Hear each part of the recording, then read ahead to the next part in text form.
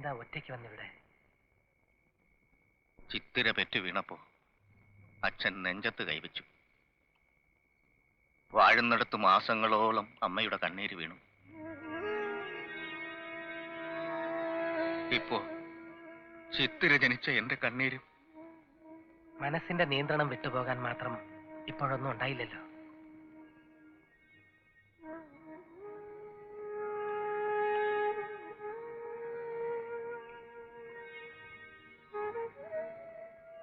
വാഴുന്നിടം വില എഴുതാൻ തീരുമാനിച്ചു ബാല.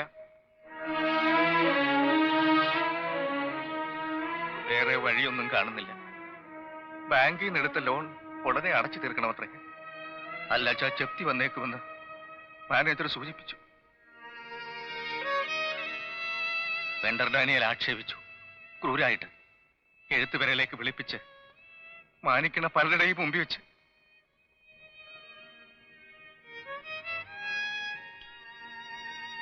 പിതൃക്കൾ പൊറുക്കും ഉറപ്പ ഒക്കെ അവരും കാണുന്നില്ലേ? പക്ഷെ ആരാ ഇതിപ്പോ വാങ്ങാൻ വരിക?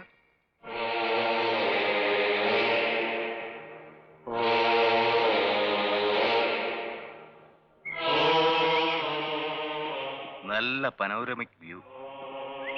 അച്ഛൻ തിരുമനസ് പ്രജകളെ മുഖം കാണിച്ചിരുന്നത് ഇവിടെ നിന്നാണല്ലേ? അതെ.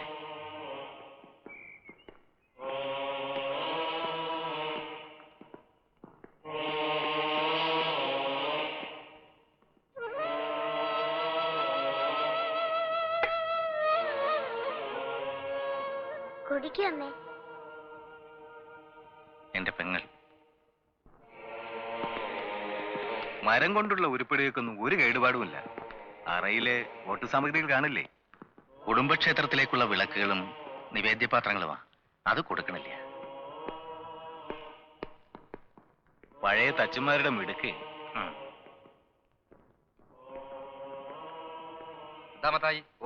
സാറ് പറഞ്ഞിട്ടല്ലേ? നോക്കാം. ക്ഷേത്രവും ഉൾപ്പെടെയല്ലേ വിൽപ്പന? ലക്ഷണമൊത്ത വിഗ്രഹമാണ്. നല്ല വില തരാം. അത് വേണ്ട, ദോഷ. എന്ത് ദോഷം? പണ്ട് രാജാക്കന്മാരുടെ കാലത്ത് സമ്പൽ സമൃദ്ധരായി കഴിഞ്ഞിരുന്ന പല ദൈവങ്ങളും ഇപ്പോ ഇംഗ്ലണ്ടിലും അമേരിക്കയിലും സായിപ്പന്മാരുടെ സ്വീകരണ മുറിയിൽ കാഴ്ച വസ്തുക്കളാ. വേണ്ട, അത് വേണ്ട. ക്ഷേത്രവിളപ്പ് ഒഴികെയുള്ളത് വിൽക്കാനാ തീരുമാനം.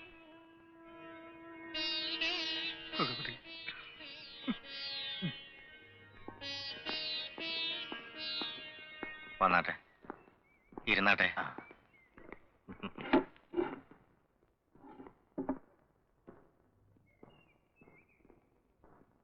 പ്രമാണം ബാങ്കിലാ.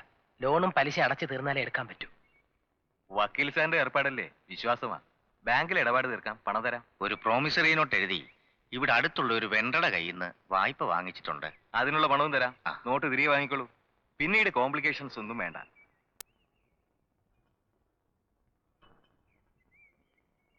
വാഴുന്നിടം വാങ്ങാൻ വന്നതാ മിസ്റ്റർ മത്തായി.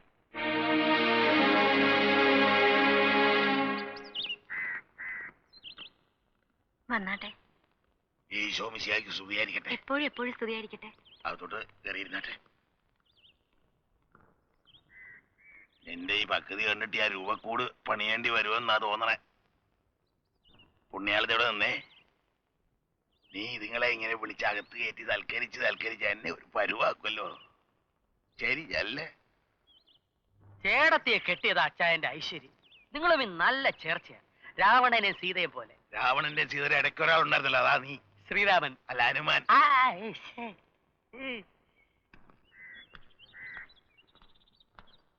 ബാലഗോപാലന്റെ കാമുകി കാർണോപ്പാടും ഉണ്ട് കൂടെ. കൊണ്ട് നടക്കുക.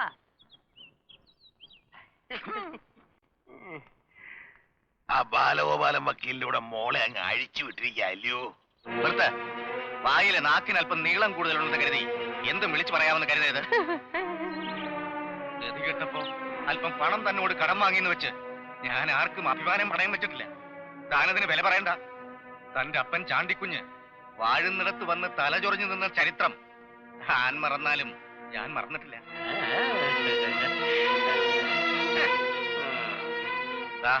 കടം മേടിച്ച പണവും പലിശയും. വാഴുന്നിടം വിറ്റിട്ടാണെങ്കിലും ഈ കടം വീട്ടണമെന്ന് എനിക്ക് വാശിയുണ്ടായിരുന്നു. എന്നെ നോക്കിയിട്ട് രേഖ മടക്കിട്ടാണ്.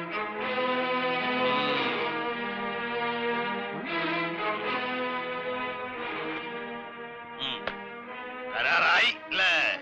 ആയി. മോനമ്പിളെ, ഓ ആ പ്രോമിസ് ഇങ്ങോട്ട് എടുത്ത് കൊടുക്കണോ? ആ പണം എണ്ണി നോക്കിയില്ല. ഒരുപാട് പണം എണ്ണി നോക്കി കൊതി തീർന്ന കയ്യാടോ ഇത്. പിന്നെയാ തന്റെ മുക്കാ ചക്രം. ഫു!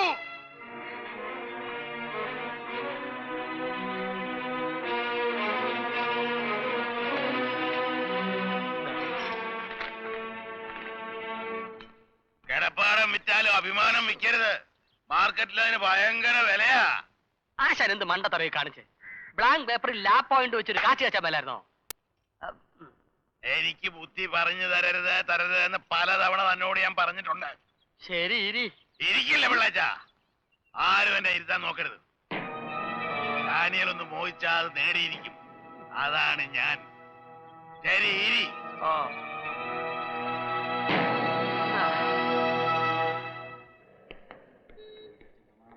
നമസ്കാരം.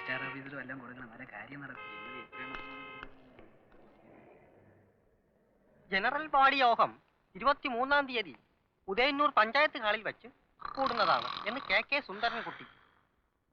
ഒപ്പ്. സുന്ദര്, നിന്റെ ആശാൻ വെടി തീർന്നിരിക്കുവാണോടെ? ശ്വാസം ഇല്ലല്ലോ. കടിക്കുന്ന പട്ടിക്ക് എന്തിനാ തല?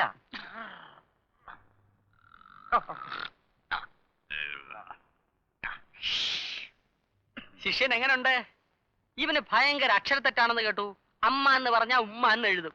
ആശാനെ പറ്റിയ ശിഷ്യൻ ഏരണം കെട്ട ലുക്ക് തന്നെ. എടോ പിള്ളേ, ഓ ആധാരത്തിൽ എവിടെയോ അമ്മയെന്ന് എഴുതുന്നത്? അമ്മയുടെ മാതാവെന്നല്ലേ എഴുതൂ? ഔ. ഇവൻ പറഞ്ഞ ആശാൻ കാര്യാക്കണ്ട കേട്ടോ. നിന്റെ ശിഷ്യനല്ലേ? ഇങ്ങനെ പറഞ്ഞില്ലെങ്കിലേ അത്ഭുതമുള്ളൂ. എന്താടാ ബേബി കുട്ടി പതിവില്ലാതെ? ആശാനെ ഒന്ന് കാണാൻ വന്ന. എന്താ ഉദ്ദേശം? അല്ല, വീട്ടിലെ വിശേഷങ്ങളൊക്കെ അറിഞ്ഞ്. എന്താ? ആശാന്റെ മകള് ചന്ദ്രിയും കുഞ്ഞുങ്ങളെയും കൂടെ, എന്താടാ അവന്റെ പേര്? മരുമോൻ. പേര് ഓ, മരുമോൻ. പേര് പോലീസുകാരൻ ചന്ദ്രൻ. ആ, ചന്ദ്രൻ വീട്ടിൽ കൊണ്ടാക്കിയല്ലയോ? കഷ്ടമായി പോയി. ആ. അല്ല, ഇളയ മോക്കൊരു ആലോചന വന്നു എന്ന് കേട്ടല്ലോ. ഓ തട്ടുകടക്കാരനാ. സന്ധ്യ കഴിഞ്ഞാ ഒരു 500 ദോശ ഇടും. ആ, തട്ടുകടക്കാരനായാലും തട്ടിപ്പുകാരനായാലും ആ പെൺകുഞ്ഞുങ്ങൾ ആശാന്റെ തലേന്ന് അങ്ങ് ഒഴിഞ്ഞു പോകുന്നതാ നല്ലത്. വല്ല കുഴപ്പം ഒപ്പിച്ച് മാനക്കേട് ഉണ്ടാക്കുന്നതിൽ നല്ലതാ. എന്നുവെച്ചാ ഓ ഡിഗ്രി ചാൻ. അല്ല, ആശാനെ വാഴുതടം വെക്കാൻ പോകുന്നെന്നോ ആശാനാണ് പ്രമാണം എഴുതാൻ പോകുന്നെന്നോ ഒക്കെ കേട്ടല്ലോ.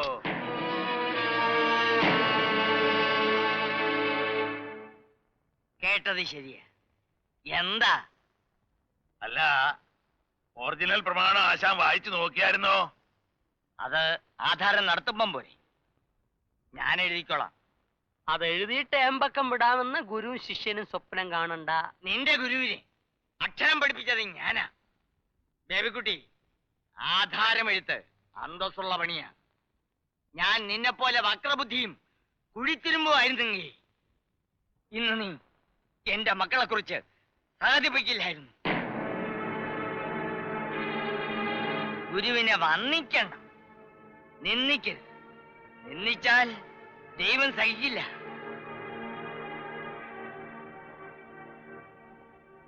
ഞാൻ ധനികനല്ലായിരിക്കാം. ശിഷ്യന്മാരൊരു സമ്പത്താണെങ്കിൽ അക്കാര്യത്തില് ഞാനാണ് കോടീശ്വരൻ.